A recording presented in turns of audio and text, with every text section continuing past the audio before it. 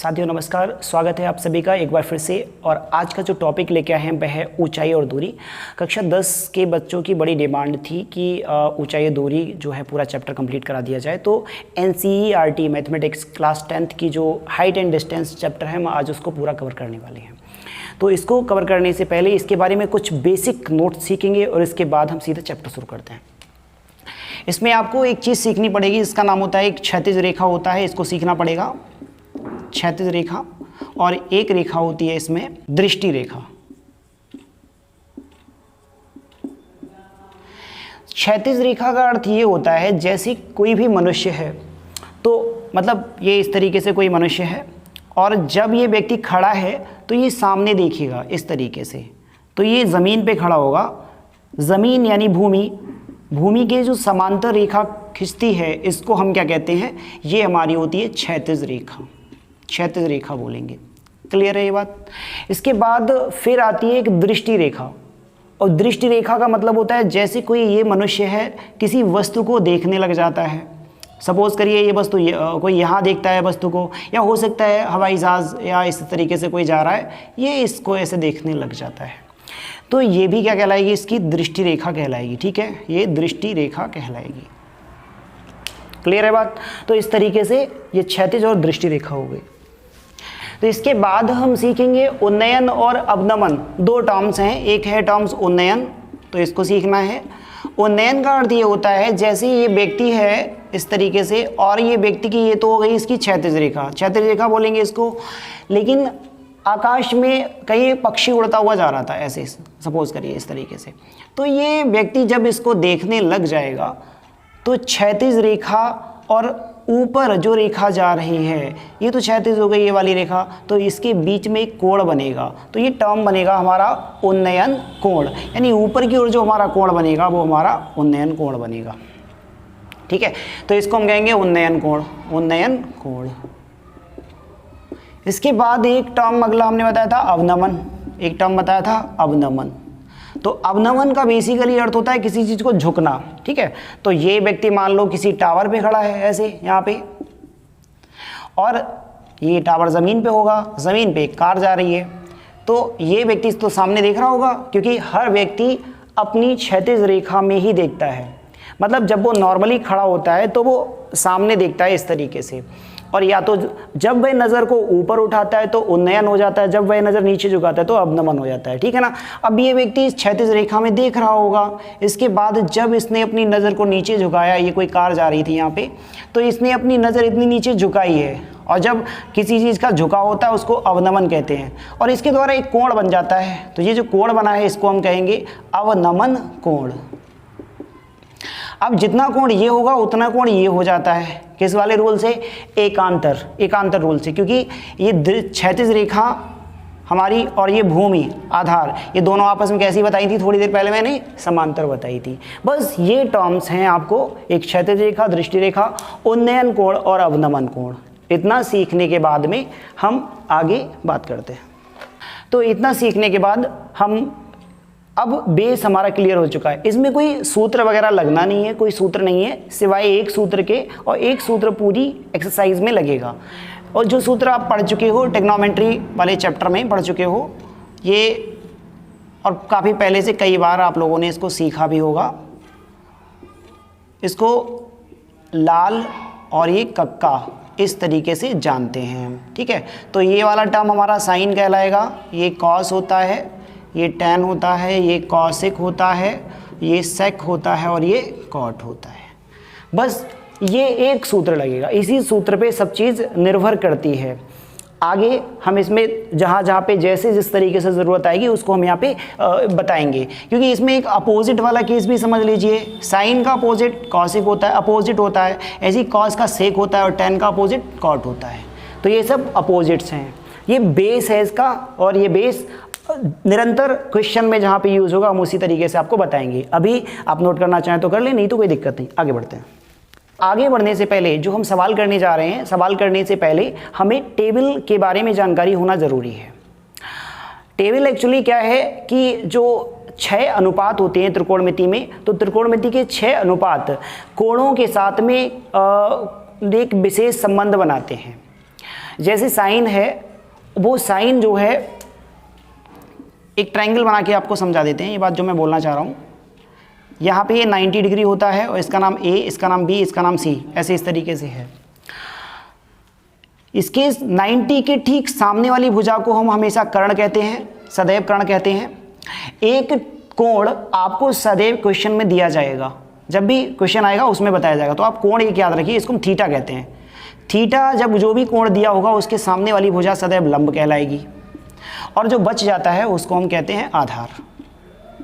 अब त्रिभुज की किन्हीं दो भुजाओं का अनुपात, जैसे मान लीजिए ये लंब है और ये कर्ण है, तो लंब और कर्ण का अनुपात, ठीक है, हमारे किसी भी त्रिभुज की दो भुजाएं एक अनुपात का निर्माण करेंगी, ठीक है। तो जो लंब और कर्ण है इस तरीके से ये साइन बनाती है, ये क्या बना देती है, साइन, और जो एंगल आपको दे रखा होगा थीटा, वो इसमें थीटा लग जाएगा, तो साइन थीटा क्या हो जाएगा, L और K हो जाएगा इस तरीके से।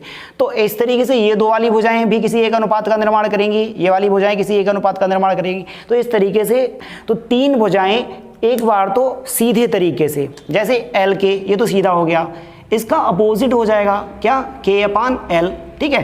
तीन ऐसे बनते हैं, यानी साइन बनता है, कॉस बनता है और टेन बनता है, और तीन इसके अपोजिट से बनते हैं, जो कि अभी हमने इससे पहले बताया था वहाँ पे। तो तीन अपोजिट से बनते हैं, तो L K हो गया, KL हो गया। इस तरीके से आपके 6 टोटल अनुपात बन जाते हैं। उन 6 अनुपात को टेबल की फॉर्मेट में, यानी उनके जो मान बनेंगे उनको समझना बहुत ही आवश्यक है। तो आइए हम यहाँ पे टेबल का भी निर्माण करने वाले हैं, तो टेबल का निर्माण करते हैं, चलिए देखते हैं। त्रिकोणमिति में अनुपातों की संख्या होती है 6, जो अनुपात होते हैं वह कितने होते हैं, 6। तो 6 अनुपात आपस में एक टेबल का निर्माण करते हैं, ठीक है, उनसे एक टेबल का निर्माण होता है। तो टेबल को सीख लेते हैं। तो अनुपात इधर नीचे की तरफ लिखेंगे और कोण जो होगा वो हम इसको इधर लिखेंगे इस तरीके से, तो हमारी एक टेबल का निर्माण हो जाएगा।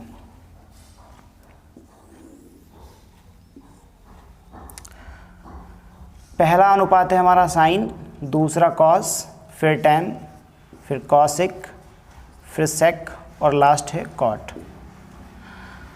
और इस तरीके से पहला कोण कौन सा है हमारा, वो कोण है 0 डिग्री, फिर 30 डिग्री, फिर 45 डिग्री, 60 डिग्री और 90 डिग्री।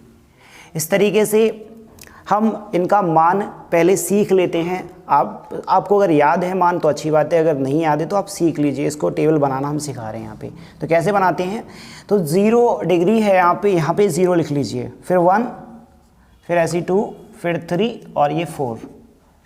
सभी को 4 से डिवाइड कर देंगे, तो 4 से डिवाइड कर देंगे, 4 से डिवाइड, और अब सब पे रूट लगा दीजिए, सब पे, यानी अंडर रूट हम लगा देंगे यहाँ पे। अब जो फाइनल आंसर आएगा, 4 से 0 को डिवाइड करेंगे तो 0 आएगा, और 0 का रूट निकालेंगे तो कितना आ जाएगा, 0। यही 0 साइन का मान है। 1/4, 1 का रूट निकालेंगे तो 1 होता है, 4 का रूट निकालेंगे तो कितना आ जाएगा, 2। तो ये साइन 30 का मान 1/2 हो जाएगा।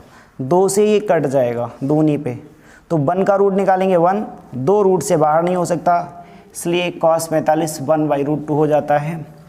√3 बाहर नहीं निकल सकता, तो √3 रहेगा, 4 का मतलब होता है 2, तो √3/2 या √3/2 हम इसको बोल सकते हैं। और 4 से 4 विभाजित हो जाएगा, और इस तरीके से हमारे पास बचेगा 1, और साइन 90 डिग्री का मान होता है हमारे पास 1। तो ये हमें बनाना सीखना होगा। पहले 0 1 2 3 4 लिखेंगे, 4 से डिवाइड कर देंगे, सब पे रूट लगा देंगे, और रूट लगाने के बाद जो फाइनल आंसर आएगा वो हमारा साइन का मान बनेगा। इसके बाद अब क्या कर देना है, साइन और कॉस ये आपस में एक दूसरे के कोटि पूरक होते हैं। कोटि पूरक का वीडियो आप ट्रिग्नोमेट्री में सीख चुके होंगे। कोटि पूरक क्या होता है, जब भी कभी दो कोण, यानी पहला कोण थीटा है और एक कोई कोण और है, दो कोण आपस में जुड़ के 90 हो जाते हैं, दो कोण आपस में जुड़ के 90 हो जाते हैं, तब ऐसे कोण आपस में कोटि पूरक कहलाते हैं। तो बेसिकली दूसरा कोण क्या होगा, हम अगर इसको निकाल लें तो कितना हो जाएगा, x बराबर हो जाएगा 90 माइनस थीटा। तो पहला कोण थीटा था, दूसरा कोण कितना हो जाएगा 90 माइनस थीटा। तो इस तरीके से साइन और कॉस एक दूसरे के कोटि पूरक होते हैं, यानी साइन और कॉस दोनों कोण आपस में जुड़ के 90 बना लेते हैं। तो इस तरीके से ये वाला मान अगर हम उठा के यहाँ पे रख दें तो 0 और इसका कितना था कॉस का 90, 0 90 90 हो जाएंगे। ऐसी 30 का जो मान होगा वो 60 से कंपेयर करेगा, क्योंकि 30 और 60 कितने हो जाएंगे 90। इसके बाद 60 की जो वैल्यू है वो उठा के यहाँ पे रख दीजिए। फिर 45 और 45 ये भी 90 हो जाते हैं, तो ये वाली वैल्यू यहीं पे रहेगी। अब देखिए 60 का निकालना है तो 60 में साइन से कितने का कंपैरिजन होगा, 60 और 30 90 हो जाते हैं, तो 30 का मान रख दीजिए, कितना हो जाएगा 1/2। और यहाँ पे अब 90 का मान चाहिए तो 0 से कंपैरिजन होगा 90 0, फिर 90 हो जाएगा, तो 0 वाली वैल्यू कितनी आ जाएगी 0। क्या किया है हमने, देखिए ये उठा के यहाँ रख दिया, ये उठा के यहाँ रख दिया, ये यहाँ और ये यहाँ और ये यहाँ, इस तरीके से। तो साइन कॉस एक दूसरे क्या होते हैं कोटि पूरक होते हैं। कैसे रखा एक बार फिर से फटाफट बता देते हैं। 0 कॉस में 0 का मान चाहिए था, कॉस और साइन एक दूसरे के कोटि पूरक होते हैं, अर्थात दोनों कोण जुड़कर 90 बन जाना चाहिए।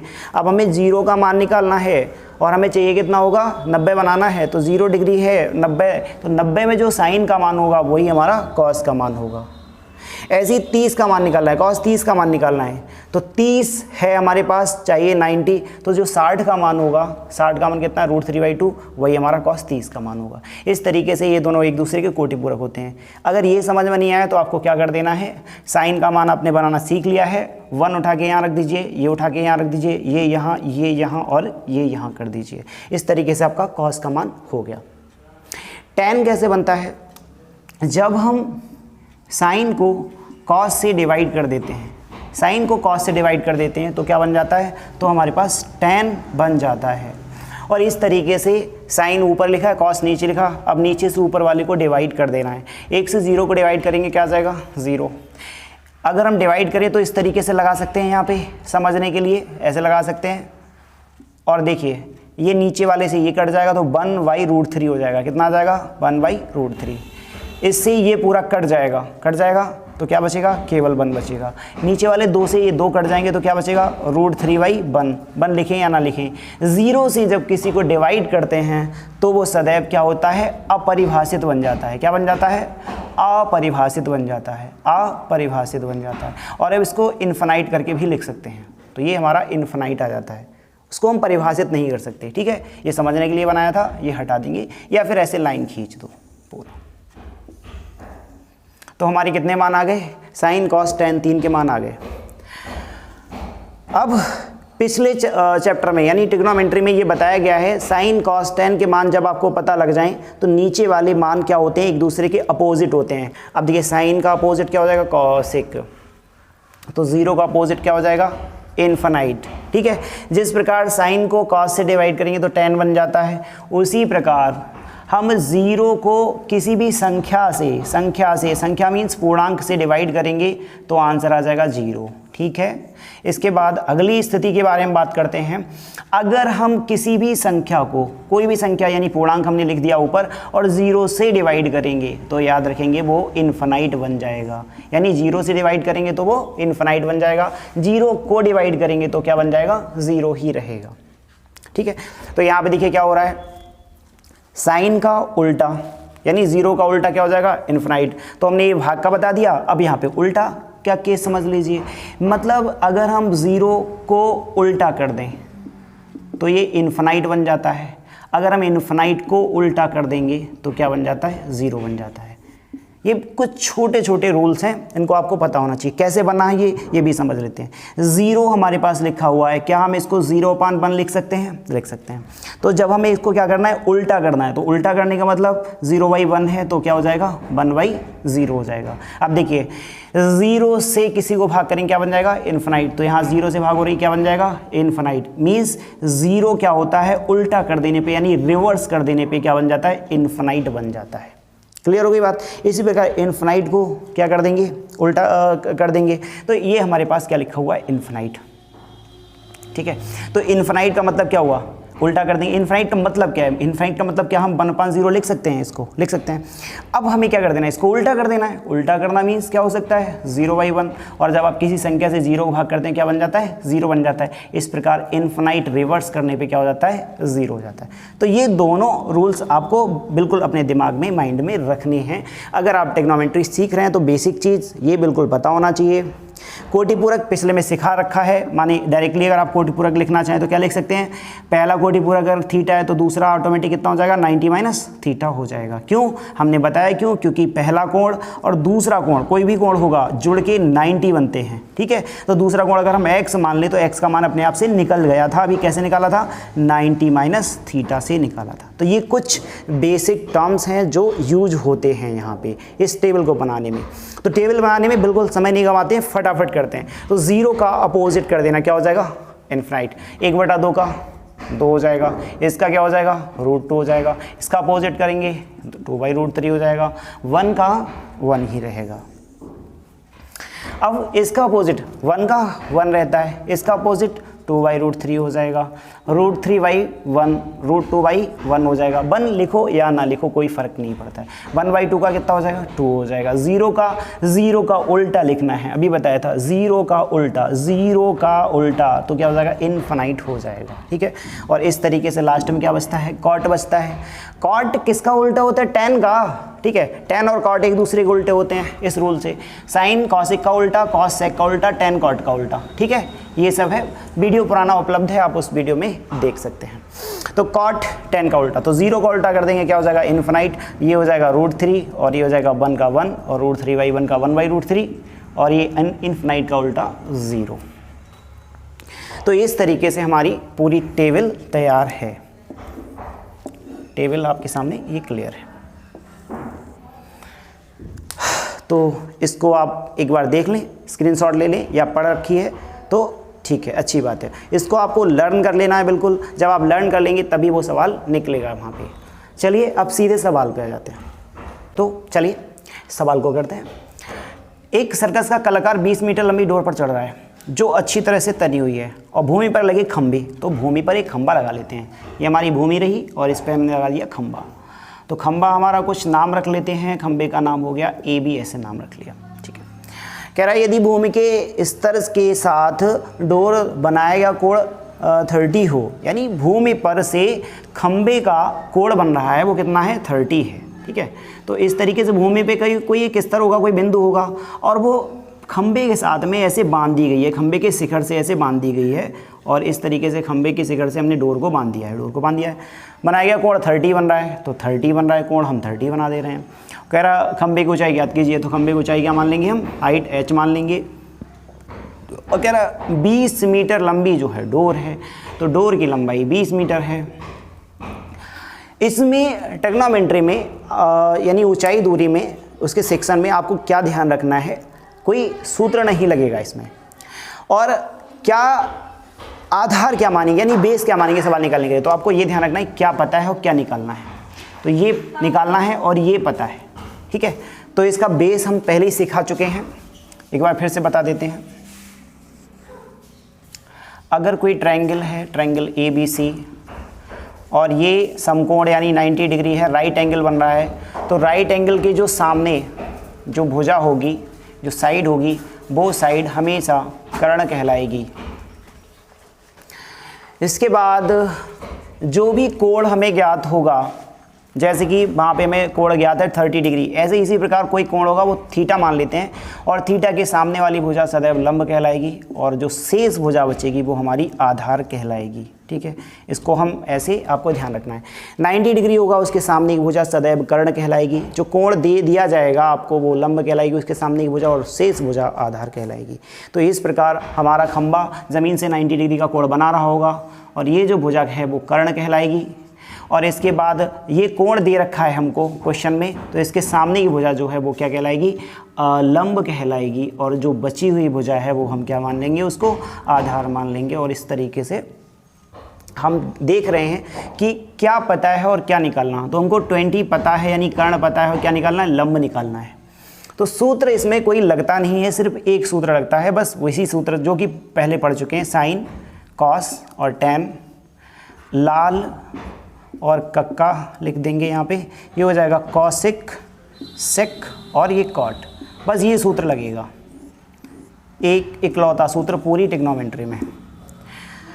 तो यहाँ पे देखिए एल पता है, यानी लंब को हम एल मान लेते हैं, कर्ण को हम के मान लेते हैं। तो इस तरीके से हमको क्या पता है, एल पता और के पता। एल के किस में आते हैं, साइन में आते हैं। तो यहाँ पे फार्मूला लग जाएगा साइन का। कौन से ट्रायंगल में, ट्रायंगल एबीसी में। तो हम क्या लिखेंगे, ट्रायंगल एबीसी में। इसकी थोड़ी सी थ्योरी लिख देते हैं शुरुआत में कि क्या चीज़ हमको पता है और क्या चीज़ हमने मानी अपनी तरफ से। तो इसकी थ्योरी भी लिख देते हैं कि ए बी एक एच ऊंचाई का खंबा है जो ज़मीन से 30 डिग्री का उन्नयन कोण बनाती हुई 20 मीटर लंबी रस्सी से बंधा है। ठीक है, लंबी रस्सी से बंधा है। ये बात हमने इसकी थ्योरी को लिख दी। अब ट्रायंगल एबीसी में, यानी हम क्या करेंगे, ट्रायंगल एबीसी में हम हल करेंगे। क्या पता है, क्या निकालना है, तो हमको ये निकालना है और ये पता है, यानी लंब पता है और कर्ण। इस तरीके से हमें दो डेटा पता है। लंब कर्ण किस में बनते हैं, साइन में बनते हैं। तो साइन थीटा बराबर होता है एल बटे के। एल इसमें क्या है, एल है हमारा ए बी एल है, और के क्या है, के हमारा है ए, और इसका नाम रख देंगे सी, इसका नाम हो जाएगा ए सी। तो साइन का साइन रहने देंगे। जो कोण दे रखा होता है कि कितना डिग्री का बनाता है, यानी कोण कितना बना है, उन्नयन कोण होगा या अवनमन कोण होगा, वही हमारा थीटा कहलाता है। तो इस तरीके से साइन थीटा, तो थीटा की जगह कितना आ जाएगा, 30 डिग्री आ जाएगा। एल हमारा एच हो जाएगा और ये कितना है, 20 हो जाएगा। तो साइन 30 का मान टेबल से आपको याद होना चाहिए। साइन 30 होता है 1/2 और ये हो जाएगा h/20। क्रॉस मल्टीप्लिकेशन कर देंगे, यानी हो जाएगा, चलिए यहाँ कर देते हैं, h cross 2 equal to 1 cross 20, यानी h इक्वल टू 20/2, और इस तरीके से h बराबर हो जाएगा 10 मीटर। तो हमारा जो खंबा होगा वो 10 मीटर ऊंचा होगा। तो कोई सूत्र नहीं लगता है सिवाय इसके, एक इकलौता सूत्र लगता है। इसको आप ध्यान रखिएगा, 90 के सामने कर्ण, थीटा के सामने लंब, और शेष बचा हुआ आधार कहलाएगा। ठीक है, चलिए कर लीजिए बाकी। चलिए इस क्वेश्चन को करते हैं। कह रहा है कि आंधी आने पे एक पेड़ टूट गया और टूटा भाग इस प्रकार से मुड़ा। ठीक है, तो पेड़ बना लेते हैं, ये ज़मीन है और ये पेड़ है। ठीक है, पेड़ बना लिया और टूट गया कहीं से, और इस प्रकार से टूटा कि वो ज़मीन को छूने लगा और भूमि के साथ 30 डिग्री का कोण बनाता है। तो ऐसे टूटा कि वो ज़मीन को छूने लगा, मतलब पूरा नहीं गिरा, बीच से कहीं से टूट गया।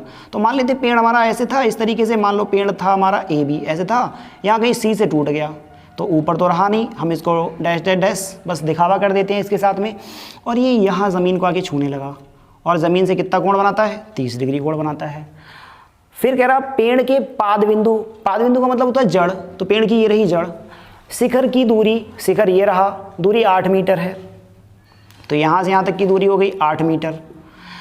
और कह रहा पेड़ की ऊंचाई ज्ञात करो। तो भाई पेड़ हमारा जो था वो इतनी ऊंचाई पे था, इतना, यानी ये हमारा h हाइट पे था, और हम मान लेते हैं कि हमारा ये c से टूटा है, तो इसका मतलब कुछ ऊंचाई से टूटा होगा, तो मतलब x ऊंचाई से टूटा है। अब आप बताइए ऊपर वाली दूरी कितनी बची, तो ये हो जाएगा h माइनस एक्स हो जाएगा। पूरी दूरी h थी, इतनी x थी, तो ऊपर वाली h माइनस एक्स बचेगी। जब इतनी h माइनस एक्स है तो कुल मिला के हम ये कह सकते हैं ये भी हमारी h माइनस एक्स होगी। बस हमें डाटा उपलब्ध हो गया। अब हम इसको हल यहाँ से कर देते हैं। चलिए, तो हमें बेस हमारा क्या है, बेस हमें ध्यान रखना है। बेस हमारा ये था कि क्या पता है और क्या निकालना है। तो इस क्वेश्चन में हमको ये पता है और ये निकालना है अभी, तो पहली स्थिति में। तो हम डालेंगे पहली ट्रायंगल सी बी डी, इसका नाम ए बी सी, इसका नाम डी रख देते हैं, सी बी डी में हमें यहाँ पे देखिए x पता है और क्या पता है, 8 पता है। तो कोण के सामने वाली भुजा लंब कहलाएगी और ज़मीन वाली भुजा क्या कहलाती है, आधार कहलाती है। तो हमारी लंब और आधार बन जाएगा, और लंब आधार जैसी बनता है तो हमें तुरंत लाल बटे कक्का वाला कॉन्सेप्ट याद आना चाहिए, लाल बटे कक्का। तो क्या कहता है, कह रहा है कि ये होता है साइन, ये होता है कॉस, ये होता है टैन। तो tan देखिए क्या होता है, लंब बटे आधार होता है। हमें लिख लेना कि ये तो हमारा tan बन गया, तो tan थीटा बराबर लंब बटे आधार हो गया। लंब है कितना, CB है, आधार कितना है BD, तो CB और ये हो गया BD। मान रख दीजिए tan थीटा कितना है 30 डिग्री, CB कितना है x और ये कितना है 8।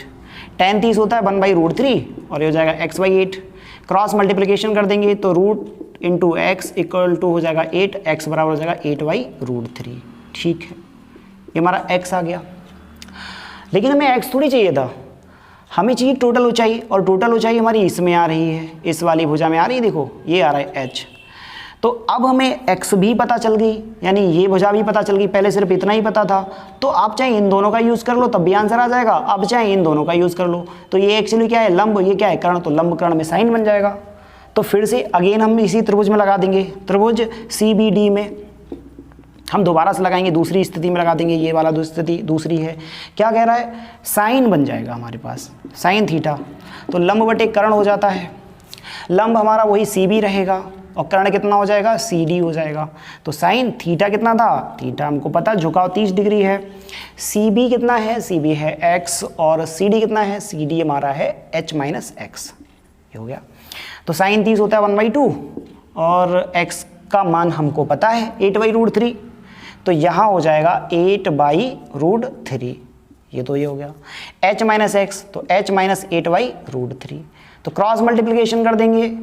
क्रॉस मल्टीप्लिकेशन कहाँ लगती है, जब a/b c/d दोनों लोग ऐसे =2 करके लिखे हुए हों तो आप इनकी क्रॉस मल्टीप्लाई कर देते हैं, इसकी इससे मल्टीप्लाई कर देंगे और इसकी इससे मल्टीप्लाई कर देंगे, यानी हो जाएगा a cross d equal to b cross c, ये हो जाएगा। तो यहाँ हो जाएगा h-8/√3 और ये हो जाएगा 2 क्रॉस 8/√3, सही है। तो इस तरीके से हो जाएगा h बराबर, ये माइनस वाला उधर भेज देंगे तो 2 अट्ठे हो जाएगा 16/√3 और ये प्लस में आ जाएगा 8/√3। आपको पता है कि जब आधार समान हो तो ऊपर वाले जोड़ देते हैं, तो 16 8 कितना हो जाएगा 24 और नीचे कितना हो जाएगा √3, इतना हो जाएगा। इसके बाद h, या तो आप इसको ही मीटर करके आंसर लिख दो, अगर आप चाहें तो इसका परिमेयीकरण कर दो, तो h बराबर हो जाएगा 24/√3 इंटू √3, इस तरीके से हम कर सकते हैं। तो ये हमने क्या कर दिया, ये हमने कर दिया परिमेयीकरण, क्या कर दिया, परिमेयीकरण कर दिया हमने इसका।